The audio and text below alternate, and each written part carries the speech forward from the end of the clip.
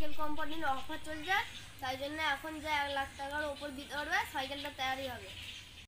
তোমরা এখন ওইখানে বসো। এই যা তুই ওদের মধ্যে সাদা সরকার যা বেশি দাম বলবে তারই কাছ থেকে নিবি। এবার দাম বলো। 5 লাখ, 10 লাখ, 15 লাখ, 20 লাখ,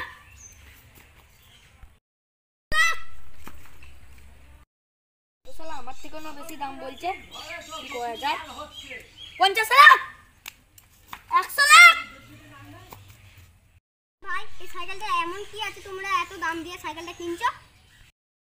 এই সাইকেলটা যা কিনবে তার সাথে একটা শালি ফ্রি। 100 কোটি।